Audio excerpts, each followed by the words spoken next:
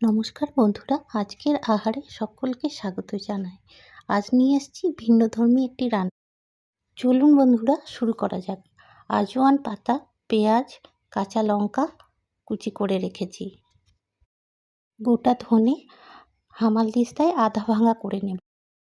কুচানো উপকরণগুলোর সাথে থেতো করা ধনে, প্রয়োজন মতন বেসন, চালের গুঁড়ো,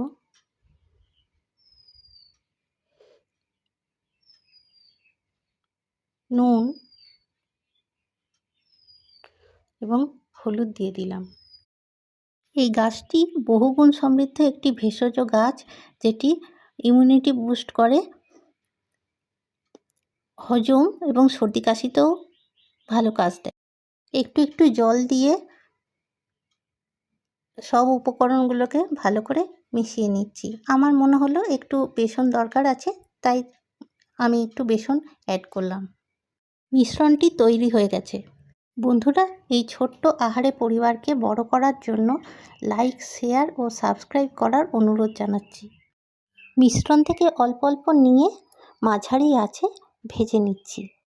বৃষ্টির দিনে সন্ধেবেলায় এরকম গরম গরম পকোড়া থাকলে চায়ের আড্ডাটা বেশ ভালোই জমে, তাই না? আমি সমস্ত পেঁয়াজু বা পকোড়াগুলো ভেজে তুলে নিয়েছি।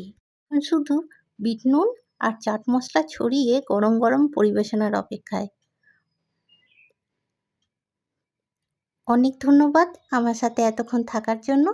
আবার দেখা হবে অন্য কোনো দিন, অন্য কোনো নতুন রেসিপির সাথে।